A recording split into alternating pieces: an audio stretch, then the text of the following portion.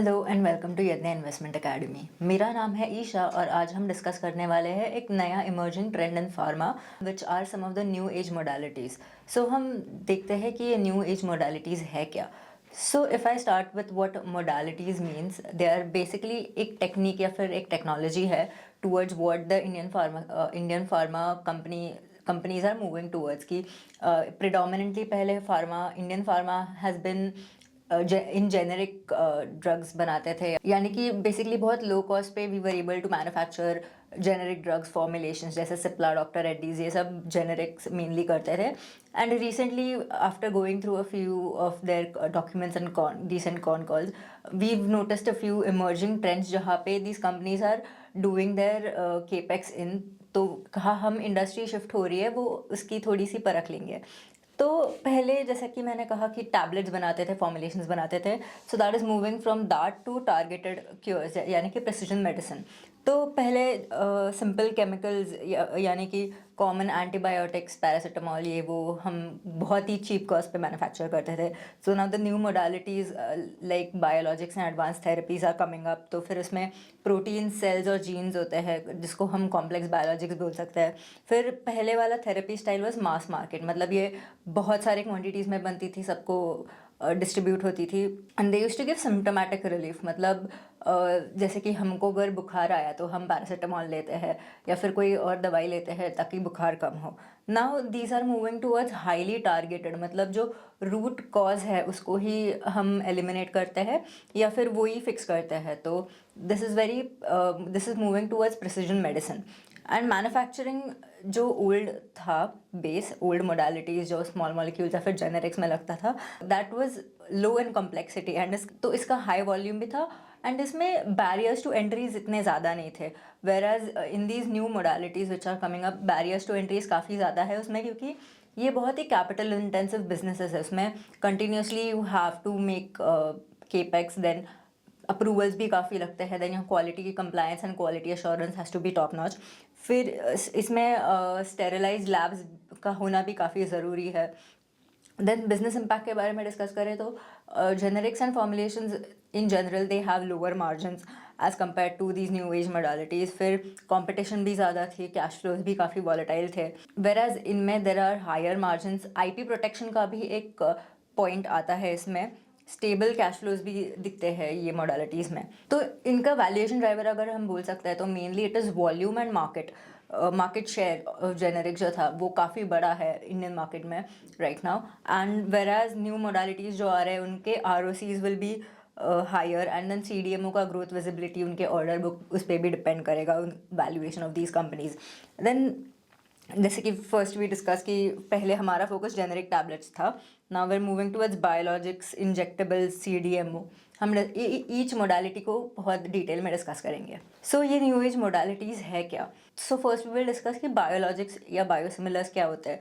तो biologics are basically those chemicals और those medicine which are made by living cell organisms जो है उनसे ये मेडिसिन बनती है। And they are very complex protein like molecules. तो ये लार्ज होता है थोड़े साइज में as compare to the small molecules, and वो स्पेसिफिक डिजीजेस को ही टारगेट करते हैं। एंड इसका अगर हम एग्जांपल देखें तो देयर इज इंसुलिन। फिर इंसुलिन जो डायबिटीज़ के लिए लगता है, देन एंटीबॉडीज़ लगते हैं फॉर ऑटो इम्यून डिसीजेज, मतलब खुद के ही एंटीबॉडीज़ डिजीज़ से हमारी बॉडी को डिफेंड करने के अलावा हमें ही अटैक करती है। So this is what auto immune diseases are. And इसके जो बायोलॉजिक्स और बायोसिमिलर्स के जो थेरेप्यूटिक एरियाज़ है, मतलब कहाँ कहाँ कौन से थेरेपीज़ में या फिर कौन से डिजीज़ के लिए या फिर कौन से डिसऑर्डर्स के लिए यूज़ होता है। सो ऑन्कोलॉजी यानी कि कैंसर रिलेटेड, फिर ऑटोइम्यून जैसे हमने डिस्कस किया, ऑफ्थाल्मोलॉजी मतलब आई के रिलेटिंग जो डिसीजेज होते हैं, immunology which relates to your immune system. फिर coming to antibody drug conjugates, तो so I have to tell you what recombinant antibodies are. तो recombinant antibodies lab made proteins होते हैं जो हमारे बॉडी के नेचुरल डिफेंस सिस्टम को mimic करते हैं, नेचुरल एंटीबॉडीज़ को मिमिक करते हैं। So they fight off viruses, bacterias etcetera. तो अगर बेसिक मैकेनिज्म समझाने जाऊँ तो recombinant antibodies act as a lock. जो वो वायरस या फिर जो बैक्टीरिया रहेगा which is the harmful agent, वो की को बाइंड करता है and then it helps in removing it. तो एडीसीज का एक हिस्सा रिकॉम्बिनेंट एंटीबॉडी होता है और एक टॉक्सिक ड्रग होता है। तो दीज आर हाईली टारगेटेड, तो ये गाइडेड मिसाइल्स की तरह काम करता है and these are normally use only in cancer treatments. So what ADCs do is basically cancer cells को ही टारगेट करता है एंड उसको डैमेज करने में हेल्प करता है without damaging the other healthy cells जो हमारे बॉडी में है। तो इसका मेन तो यूज़ है ऑन्कोलॉजी में ही एंड इसमें दे हैव ऑब्जर्व्ड कि इसमें साइड इफ़ेक्ट्स भी काफ़ी कम होते हैं। Then moving on to cell and gene therapy. So ये क्या करते हैं बेसिकली कि वो फॉल्टी जीन को ही जाके मॉडिफाई या फिर रिप्लेस कर देते हैं ताकि डिजीज़ ही ना हो। तो ये भी मोस्टली कैंसर रिलेटेड डिजीजेस, सो ये भी मोस्टली कैंसर में ही इसका यूज़ है एंड बाकी के it includes rare genetic disorders, मतलब बहुत ही कम पॉपुलेशन को ये डिसऑर्डर्स जो होते हैं रेयर उनको यूज़ किया जाता है। फिर मेटाबॉलिक डिसऑर्डर्स है, हीमोफीलिया है। फिर ऑलिगोन्यूक्लियोटाइड्स और आरएनए के बारे में डिस्कस करने चाहिए, तो ये that in itself is a genetic material. तो इनका use is mostly for treating rare genetic disorders and neurological कुछ डिसऑर्डर्स में भी इसका यूज़ है। अलॉन्ग विथ इसका कार्डियोमेटाबॉलिक डिजीजेस या डिसऑर्डर्स को भी ट्रीट करने में हेल्प होती है, जैसे relating to your heart and your overall metabolism, जैसे इंसुलिन रेजिस्टेंस वगैरह। एंड इसमें next modality would be complex injectables and inhalation. Complex injectables is basically these are highly engineered molecules कह सकते हैं या प्रोडक्ट कह सकते हैं जिसको you need a drug delivery system, जिसके बिना इट कांट फंक्शन। जैसे कि इनको डिलीवरी व्हीकल्स ही कह सकते हैं हम। एंड इसकी वो मेडिसिन्स के लिए वो डिवाइस लगता ही है, without that you can not administer. तो फिर इसका मेन कॉम्प्लेक्स इंजेक्टेबल्स का main play is basically manufacturing and administration of the drug. तो इसका example would be high dose in asthma inhalers या फिर कॉम्प्लेक्स लिपिड इंजेक्शंस जो होते हैं उनके लिए वो ड्रग डिलीवरी जैसे सिस्टम या मैकेनिज्म लगता है। And this is also mainly use in oncology. फिर CNS यानी कि सेंट्रल नर्वस सिस्टम रिलेटेड कुछ अगर डिसऑर्डर्स हो तो फिर, या फिर auto immune, anti infectives, critical care, asthma जैसे, और कुछ पल्मोनरी डिजीजेज हो यानी कि रिलेटिंग टू योर लंग्स और रेस्पिरेटरी फंक्शंस, तो these are very useful for them. फिर इनका अगर मार्केट साइज और अपॉर्चुनिटी देखें तो why everyone is moving towards this, इतना इन्वेस्टमेंट इसमें क्यों चल रहा है। तो हमारा अभी market is dominated by small molecules. More than 60% of the market share belongs to the small molecules and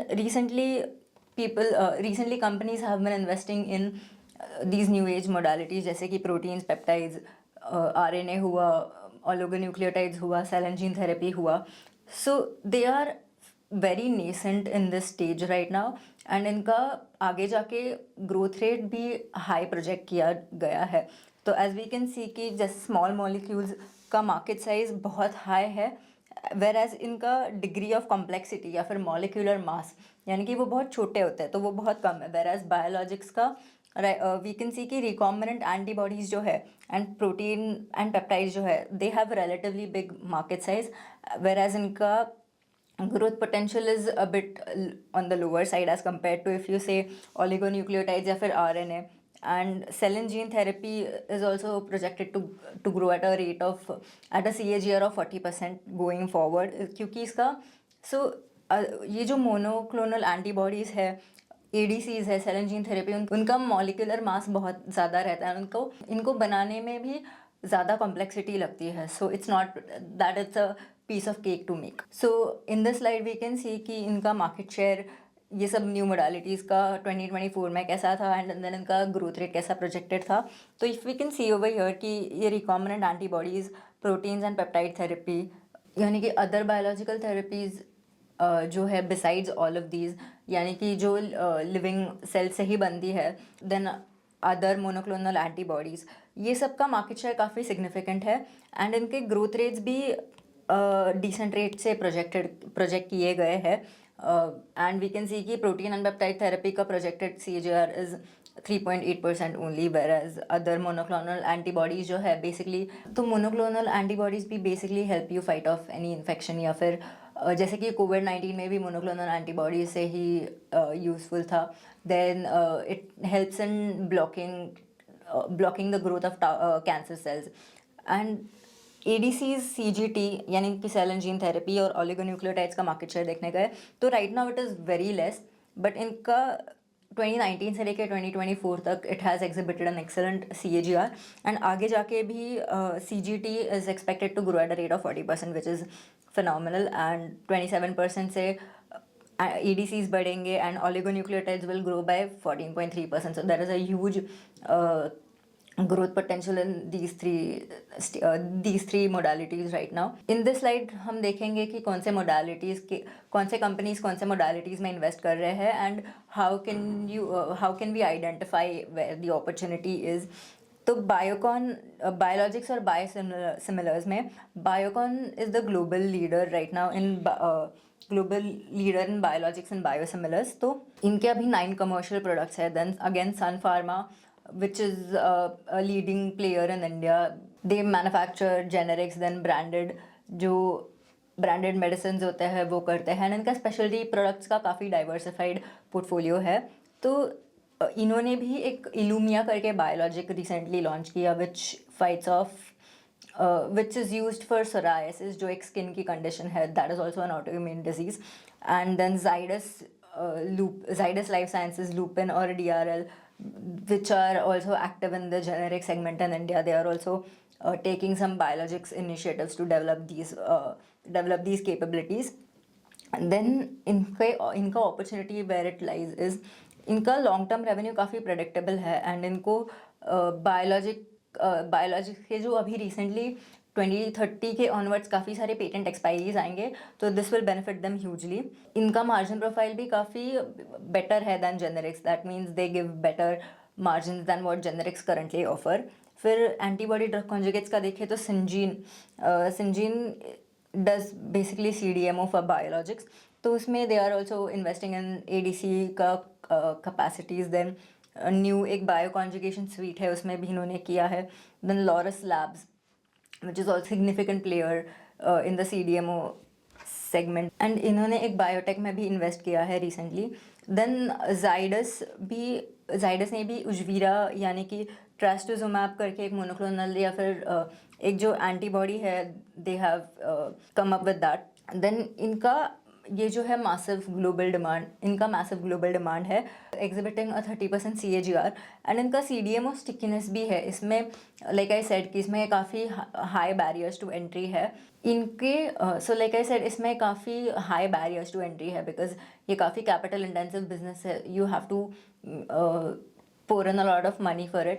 and इन बिजनेस का ये भी एक अच्छा पॉइंट है कि कस्टमर स्टिकीनेस इंट्रोड्यूस होता है, क्योंकि इसमें स्विचिंग कॉस्ट ज़्यादा है. If a company outsources suppose to say Laurus, तो फिर लॉरस से they want to switch to another company, तो दे विल, एक तो IP प्रोटेक्शन का भी इसमें पॉइंट आ जाता है, कंसर्न्स आ जाते हैं.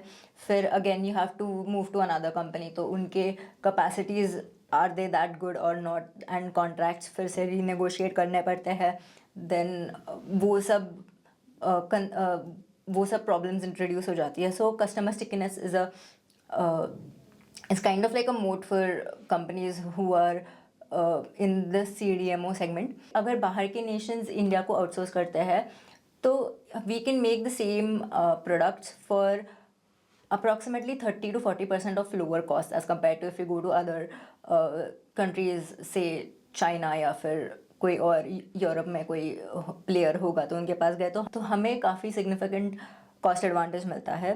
Then moving on to cell and gene therapy, तो लॉरस लैब्स ने इंडिया की फर्स्ट अप्रूव्ड CRT थेरेपी बनाई है which is specifically used for cancer. तो ये अभी काफ़ी नेसेंट है एंड इसका सक्सेस भी स्केल हो रहा है CDMO प्लेयर्स में, जैसे कि वायरल वेक्टर्स और प्लाज्मिड्स में, एंड इसका मल्टी-ईयर री-रेटिंग भी आ सकता है. Then oligos and RNA medicine जो है उसमें भी सिंजीन काफ़ी एक्टिव है. They have integrated oligosynthesis. फिर ADCs भी है, प्रोटैक भी है, एंड CMC प्रोग्राम्स भी है उनके. Laurus Labs is also focusing on plasmids and other technologies as well, जैसे कि फ्लो केमिस्ट्री, बायो कैटालिसिस है. ये भी काफ़ी अर्ली स्टेज है, बट इसके ग्लोबल आउटसोर्सिंग अपॉर्चुनिटीज़ काफ़ी ज़्यादा है। Then complex injectables and inhalation में we have Gland Pharma which is currently one of the leading players in this segment.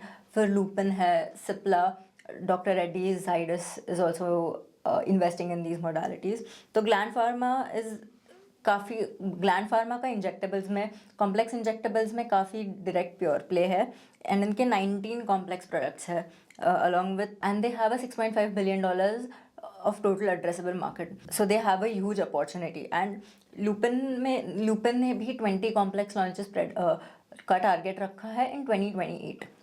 Cipla is also Cipla is also a major respiratory play, so they have also filed for Advair. And whereas Dr. Reddy's, Sun Pharma, Zydus और Aurobindo Pharma ने भी काफ़ी सारे complex injectables के लिए filings किए हैं to these authorities. And ये प्रोडक्ट्स है, ये जो मोड्स क्रिएट करते हैं जिससे इनके कंपेटिटर्स भी कम होते हैं और उनके मार्जिन्स भी बेटर हो सकते हैं. And currently India has the largest chunk of active DMFs यानी कि drug master filings, and that is around 50%, which is followed by China and other European which is followed by China and EU etc. Then capex और future plans हम इनके discuss करें तो Biocon is currently doing capex in biosimilars. इनके global plants में उनका capex चल रहा है, जैसे कि मलेशिया में इनका जो है वहाँ के प्लांट्स पे भी केपेक्स चल रहा है, इंडिया में भी उनके प्लांट्स है, वहाँ पे भी they are doing a capex. And currently in biosimilars they are doing a capex of $100 million for expanding their insulin capacity, जो अभी phase 2 में चल रही है.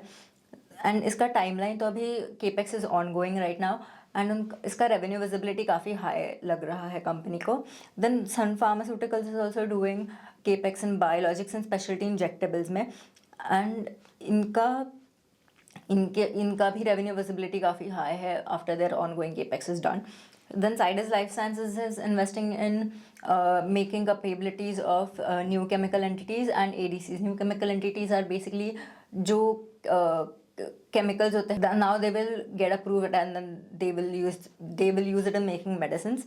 तो इसका भी R&D and manufacturing के लिए वो capex कर रहे हैं, and they intend to file in the US in approx 2026, and इसका भी revenue capability they are expecting medium to high.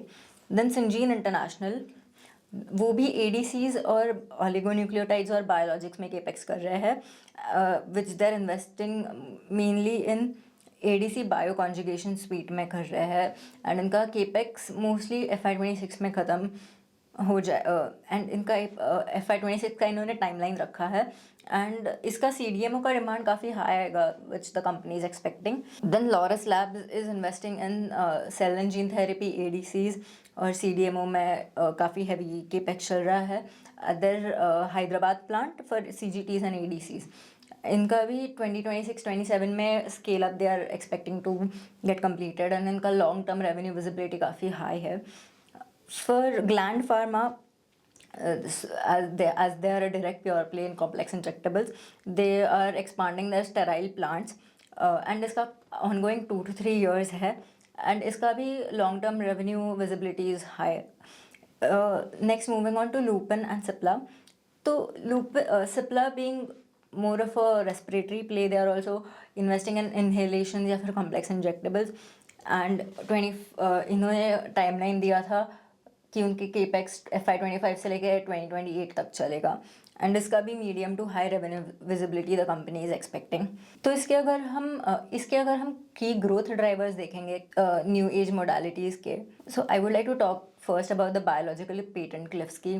From 2019 से लेकर 2024 तक जो लॉस ऑफ एक्सक्लूसिविटी होता है कि company loses their exclusivity right to sell a specific medicine, तो फिर बाकी के जो फार्मा प्लेयर्स है they can also introduce their own generics. तो फिर a company loses their sole rights to sell those specific medicines या compounds बोल सकते हैं. तो फ्रॉम 2019 to 2024 ये लॉसेस तकरीबन $100 billion के थे, जिसमें से small molecules had the larger chunk of around $78 billion, and going forward till from 2025 to 2028, this exclusivity losses are estimated to be near $160 billion, and इसमें भी small molecules का ही बड़ा chunk रहेगा, but biologics is also catching up. तो this solely opens up a huge market opportunity for Indian players to capitalize on this. And oncology, next point would be oncology pipeline explosion. तो जैसे कि हमने previous slides में देखा था कि oncology, diabetes and जो क्रोनिक डिजीजेस होते हैं जो काफ़ी सालों से चलते ही रहते हैं and people have to battle it, these are the top upcoming segments which the industry sees की उसमें ट्रेंड्स काफ़ी, इसमें नंबर्स काफ़ी ज़्यादा बढ़ेंगे, इसका बहुत पोटेंशियल है इन दीज सेगमेंट्स. तो जैसे कि अभी कैंसर के लिए काफ़ी टारगेटेड थेरेपीज़ आने लगे हैं, देन रेयर जेनेटिक डिजीज़ में भी लगते हैं, तो उधर भी we have ADCs and other cell and gene therapies running. Then there is a rising global demand for precision therapy या प्रिसिजन मेडिसिन, मतलब जिससे टारगेटेड इफेक्ट हो एंड साइड इफेक्ट्स कम हो. So we are moving towards that. And अभी तो cancer के लिए it has become a gold standard to have targeted therapies. फिर पॉलिसी टेलविंड्स भी है from US and the Europe. तो फिर governments are pushing biosimilars and biologics a lot, क्योंकि उससे national health care cost reduce भी होते हैं एंड जेनेरिक एंट्रेंट्स को चांस भी मिलता है to sell these drugs. And so recently जैसे US ने बायोसिक्योर एक्ट पास किया था, उसमें भी उससे भी पुश आएगा Indian CDMO companies and in general Indian pharma market to capitalise on this. And innovator outsourcing भी बढ़ रहा है. इनोवेटर आउटसोर्सिंग इज बेसिकली नए नए ड्रग्स जो है उसके लिए आउटसोर्सिंग काफ़ी बढ़ रहा है, because India also has good technological capabilities in pharma right now. तो हम इसके अभी चैलेंजेस और बॉटलनेक्स डिस्कस करेंगे. The first one would be the regulatory hurdles. तो जैसे मैंने बोला था कि इसमें काफ़ी कंप्लायंसेस लगते हैं, अप्रूवल्स लगते हैं, स्टेराइल प्लांट्स भी लगते हैं. So companies have to make sure that everything is in line. अगर कुछ रेगुलेटरी अथॉरिटीज़ ने इनके खिलाफ एक्शन ले ली तो their business can stop, their revenues can stop. So this introduces थोड़ा लंपीनेस इन द बिजनेस. फिर नॉवल ड्रग्स जो है, नॉवल मोडालिटीज़ जो है, अपकमिंग टेक्नोलॉजीज़ इसमें या फिर ड्रग्स इसमें काफ़ी ज़्यादा फेलियर रेट भी है, क्योंकि these are very cutting edge technologies. तो ये रिस्की है. तो अगर प्री क्लिनिकल ट्रायल या फिर कोई क्लिनिकल ट्रायल्स में if the companies fail then they have to start doing those from scratch. तो इससे संक कॉस्ट भी बढ़ता है, R&D एक्सपेंस भी बढ़ता है. एंड इसमें failure rate companies have to make sure that they achieve higher success rate in this. Then ये काफ़ी केपेक्स हैवी इन्वेस्टमेंट्स भी होते हैं. ये प्लांट सेटअप करने में अपफ्रंट कैपिटल एक्सपेंडिचर बहुत लगता है, क्योंकि ये सब स्टेराइल प्लांट्स होते हैं. देन ये नेशन काफ़ी टेक्नोलॉजीज़ है, तो यू हैव उसमें कम्प्लेक्सिटीज़ भी ज़्यादा इंट्रोड्यूस होती है. देन इसका एक अच्छा पॉइंट है कि this creates barriers to entry for other companies. अगर कंपनी के पास वो कैपेबिलिटी है ही नहीं, वो एक्सपर्टीज़ है ही नहीं, तो वो इसमें एंटर करके उसका कुछ फ़ायदा होने वाला है नहीं. एंड इसमें next big bottleneck would be talent shortage. इनके लिए काफ़ी स्पेशलाइज्ड टैलेंट लगता है, people with say masters degree या PhDs in these respective specialised fields. And bioprocess engineers भी लगते हैं, along with quality compliance and quality assurance experts as well. So scientists, highly capable scientists होना is a must in this industry. And again US generics से pricing pressure भी आता है. US में price erosion काफ़ी prevalent है and competition काफ़ी intense होने के कारण ये और pressure exert हो जाता है. So there are also volatilities regarding policies. So बीच में जैसे Mr. Trump had introduced a tariff on some pharma drugs. So as an investor हम कौन से metrics देख सकते हैं to evaluate कि एक company के advantages क्या है, disadvantages क्या है, कौन सी company better कर रही है. So the first one would be their innovation pipeline. तो इसके लिए हम main ANDAs और NDAs के filings track करते हैं. So अगर एक company increasing NDAs and ANDAs file कर रहे हैं, उनको approvals भी मिल रहे हैं, which is a very positive sign. And इसका इंटरप्रिटेशन यही है कि ये स्पेस लेस कंपेटिटिव है, एंड अगर इनके ANDAs NDAs अगर अप्रूव हो गए, so they have a better chance of commercially manufacturing those. फिर क्वालिटी एंड कंप्लायंसेस के लिए we can see their USFDA inspections या फिर ईआईआर स्टेटस। तो जैसे तो एस्टैब्लिशमेंट इंस्पेक्शन रिपोर्ट्स जो होते हैं वॉलंटरी एक्शन इंडिकेटेड या फिर नो एक्शन इंडिकेटेड जो है, दोज आर काफ़ी फेवरेबल कि regulatory authorities don't think that these companies are in non-compliance with any of the rules and regulations. And इसका इंटरप्रिटेशन हम यही ले सकते हैं कि the company knows what they are doing and इनका कंप्लायंस भी फ्लॉलेस है and they are not breaching any of those regulations. फिर सीडीएमओ ग्रोथ के लिए हम सीडीएमओ ऑर्डर बुक इनकी ट्रैक कर सकते हैं। फॉर एग्जांपल सिंजीन की देख सकते हो या फिर लॉरस लैब्स की देख सकते हैं।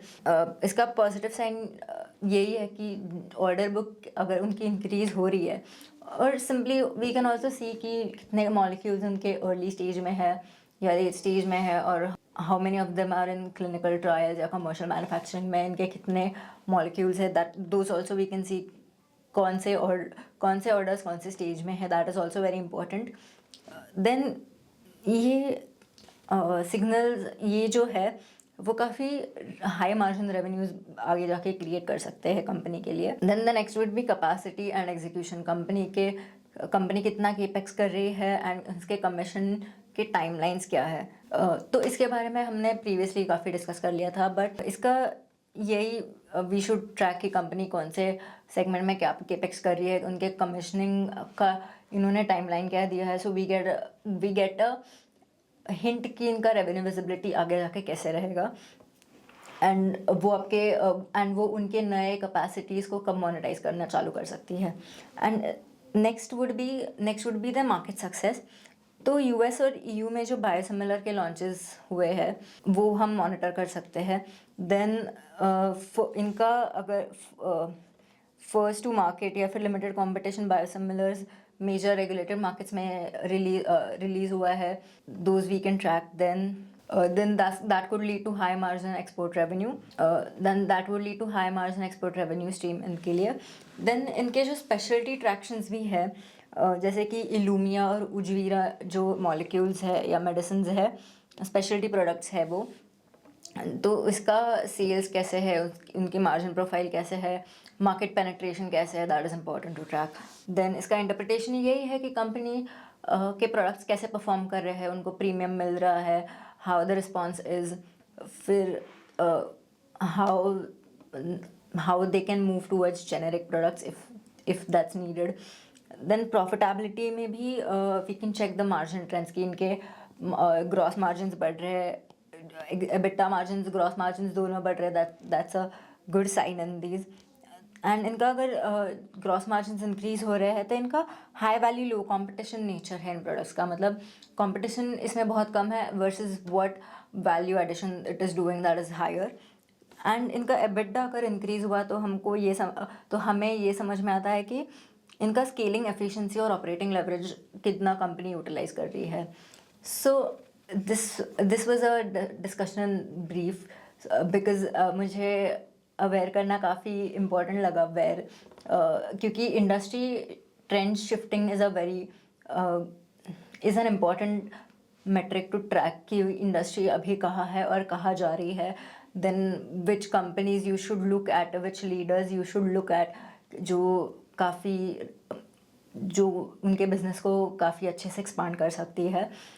So this was it from my side. उम्मीद है आपको वीडियो पसंद आया होगा एंड आपको इन्फॉर्मेशन इंसाइटफुल लगी होगी। Please like, share and subscribe and comment if you like the content, and please let us know if you have any suggestions and if you need any clarity on this. Thank you.